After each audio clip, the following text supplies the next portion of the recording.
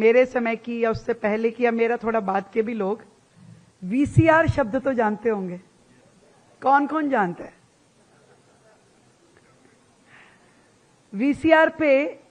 VCR को किराए पे मंगाते थे, खरीदने का तो था नहीं उस टाइम। रात को किराए पे मंगाते थे और पिक्चर देखते थे। कितनी पिक्चर देखी रात में मैक्सिमम आपने? हाँ, आप तो मुझे कंपटीशन दे रहे हो। मैं सोची मैं ही देखती थी। तो 3 पिक्चर मैक्सिमम व्यक्ति देख सकता है अगर आराम से देखे, पर क्योंकि एक और एक्स्ट्रा पिक्चर देखने को मिल जाए, फास्ट फॉरवर्ड कर करके 4 कैसेट खत्म करी जाती थी।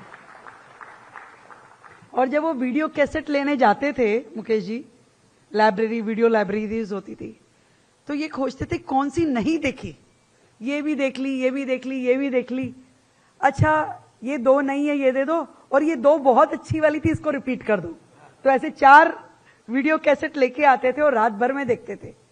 वो जमाना ऐसा नहीं था जब पेरेंट्स हमें हॉल के अंदर लेके जाते, पिक्चर दिखाते। वो जमाना ऐसा था कि एक टीवी और एक वीसीआर के साथ में पूरा मोहल्ला पिक्चर देखता था। उसका भी एक अपना मजा था। पर मैं बताना ये चाहती हूं कि फिल्में हमारे देश के कल्चर में बड़ी रची बसी हुई हैं। फिल्म इंडस्ट्री एक ऐसी इंडस्ट्री है जो लाखों करोड़ों लोगों को रोजगार देती है, देश को आगे बढ़ाने की व्यवस्थाएं खड़ी करती है, इकोनॉमी को स्ट्रेंथन करती है।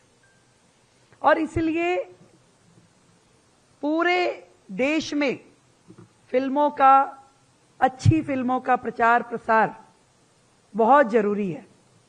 और कहीं ना कहीं ये फिल्में केवल एक मनोरंजन का साधन नहीं है, ये सामाजिक वास्तविकताओं को भी हमसे जोड़ती हैं।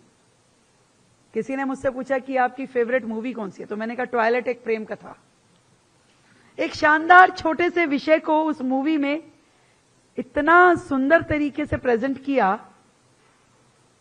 कि हमारे पूरे देश में जहां ओपन डेफिकेशन इतना कैजुअल माना जाता है, उसे बुरा ही नहीं समझा जाता था।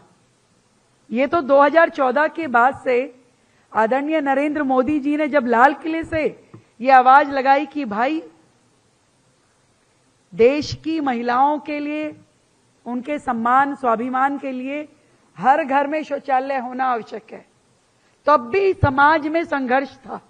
शौचालय घर में, कैसी बातें कर रहे हो? और उस मूवी ने हमें इतना लाइवली वो सारी चीजें समझाई। मुझे लगता है कितनी बड़ी सीख ऐसी अनेकों मूवीज से समाज के लोगों को मिलती रही है। और एक ऐसा साधन मिल जाए जिसमें आपको सीखने को भी मिले और संसाधन भी मिले, तो उससे बढ़िया क्या ही हो सकता है। दिल्ली में वर्षों से एक अलग प्रकार का माहौल था। पूरे देश में दिल्ली में कहीं दिल्ली की चर्चा कहीं होती थी तो एक अलग तरह की इमेज, एक नेगेटिव थॉट के साथ में, जैसे कि दिल्ली में सब लोग लड़ने भिड़ने वाले ही हैं, एक दूसरे को कोसने वाले ही हैं। आपके वोट की ताकत ने दिल्ली में एक आज ऐसी सरकार बनाई है जो अब ये सोचती है कि पॉजिटिव इमेज देश की राजधानी दिल्ली की पूरे देश में जानी चाहिए। ना केवल देश का बल्कि विदेश से भी कोई व्यक्ति यदि आता है तो उसका मन होना चाहिए कि मुझे दिल्ली जरूर देखना है।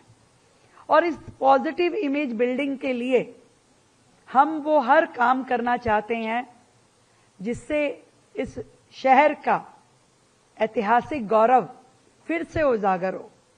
एक नया टूरिस्ट विस्टा, नए टूरिस्ट डेस्टिनेशंस, इस शहर का ऐतिहासिक गौरव, इस शहर की यमुना जी, हर चीज को हमें रिवाइव करना है।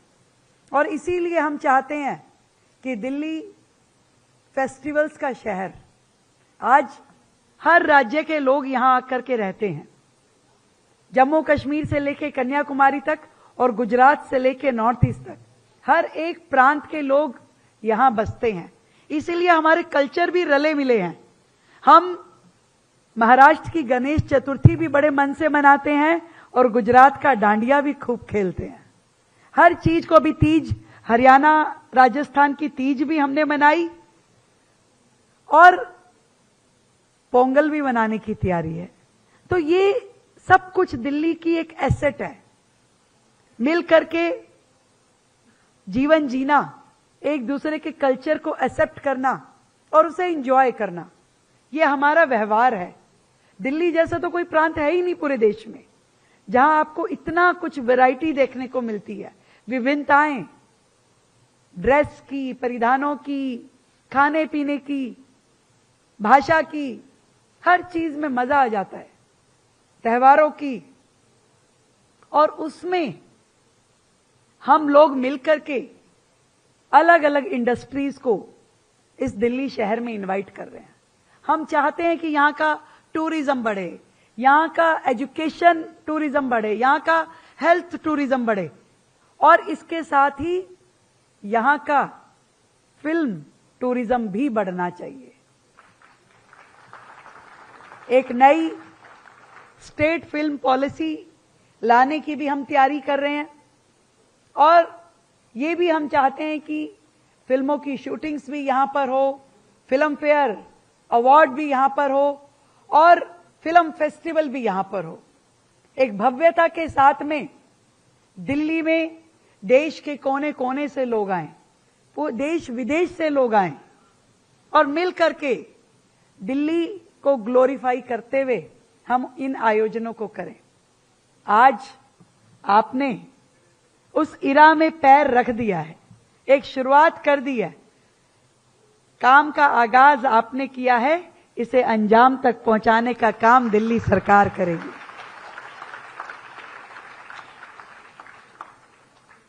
आज की जिंदगी इतनी मोबाइल हो गई है, मैं कई बार देखती हूं लोग मोबाइल में ही लगे रहते हैं, मोबाइल से बाहर निकल नहीं पाते हैं। अब वो बैठ करके 3 घंटे मूवी देखना और उसे एंजॉय करते हुए बाहर निकलना, ये एक अपने आप में मानसिक संतुलन के लिए भी ठीक है, जरूरी है कि भाई थोड़ी देर दिमाग को भी रेस्ट दीजिए। नहीं तो 24 घंटे वो मोबाइल का बटन, जो आपका मैसेज टोन है, वो दिमाग में बजता रहता है। टन, कोई मैसेज आ गया, अब रिंग टोन आई तो वो रिंग टोन आपको सोते सुनते भी सुनाई देती है। तो अपने आप को रिलैक्स करने के लिए, अपने आप को एक रीजनरेट करने के लिए मुझे लगता है कि हमें इस और बहुत काम करने की जरूरत है और इन कामों को करते हुए फिर से हम अपनी कल्चर को रिवाइवल दें, अपनी संस्कृति को बढ़ावा दें और इन फिल्मों के माध्यम से देश में एक बड़ी नई इंडस्ट्री खुले और दिल्ली भी उसकी साथी बने, ऐसा मैं चाहती हूं। आए हुए सभी अतिथियों को मेरा बहुत बहुत प्रणाम।